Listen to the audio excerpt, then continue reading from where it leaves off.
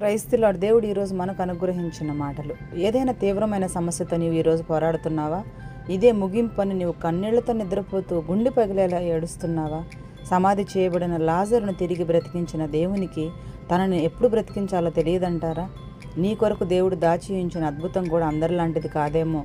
అందుకే నీవు అనుకున్న ముగింపు కాదని దేవుడు ఈ వాగ్దానం ద్వారా నీతో మాట్లాడుతున్నాడు. లాజరు జీవితంలో దేవుడు చేసిన అద్భుతమును బట్టి అనేకులు దేవుని మహింపరిచారు. అదేవిధంగా నీ జీవితంలో కూడా ఊహించని ఒక అద్భుత కార్యాన్ని దేవుడు చేయాలని ఆశిస్తున్నారు. నీవు కేవలం విశ్వాసం కోల్పోకుండా నమ్మకంగా దేవుని కొరకు నిలబడగలగాలి. దేవుడు నీ జీవితంలో చేసే కార్యాన్ని బట్టి అనేకులు దేవుని మహాత్మ్యమును గొప్పతనాన్ని తెలుసుకుంటారు. తద్వారా దేవుని మహింపరుస్తారు. మరి దేవుడు నీ జీవితంలో అద్భుత కార్యం చేస్తాడన్న విశ్వాసం నీలో ఉందా? అట్టి విశ్వాసాన్ని కలిగి దేవుని నుండి గొప్ప కార్యాలను పొందుకుందాం. అట్టి కృప దేవుడు మనందరికీ అనుగ్రహించునుగాక. ఆమేన్.